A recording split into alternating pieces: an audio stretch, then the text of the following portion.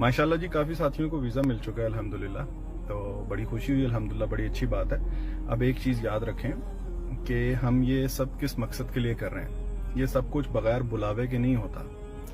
आप अब जो है इसकी तैयारी करें अच्छे तरीके से, इंशाअल्लाह ताला अल्लाह से दुआ मांगें कि अल्लाह ताला खैर खैरियत से हमें उस सफ़र पे ले जाए। वहाँ पे बेशक वहाँ पे जाके प्रॉपर इबादत में वक्त गुजारें, उम्रा वगैरह के लिए मक्का शरीफ में जो वक्त गुजरता है, मदीना में गुजरता है, ये फ़्लाइट्स, ये सारा कुछ, वीज़ा, ये सारे लॉजिस्टिक्स जो होते हैं ये हो जाते हैं अल्हम्दुलिल्लाह। बड़ी अच्छी बात है, मिल गया। असल जो पर्पज़ है ना उसको नहीं भूलें आप, ठीक है।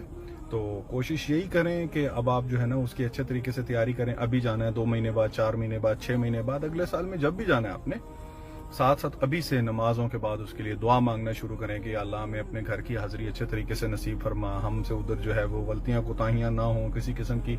हम अच्छे तरीके से ये जो हमारे ऊपर जो सफ़र करने जा रहे हैं इस चीज़ को हम अच्छे तरीके से और आसान तरीके से अदा कर सकें। ठीक, असल मकसद है वो फौत नहीं होना चाहिए वहाँ के लिए। यानी ठीक है अल्हम्दुलिल्लाह वीज़ा मिल गया, ट्रैवलिंग के अरेंजमेंट भी हो गई, सारा अल्हम्दुलिल्लाह, लेकिन जो असल मकसद है उसको ज़रूर याद रखें। ये उस वीज़े के मिलने से भी इंपॉर्टेंट चीज़ है। ठीक है जी, जज़ाकल्लाह खैर, दुआओं में याद रखें।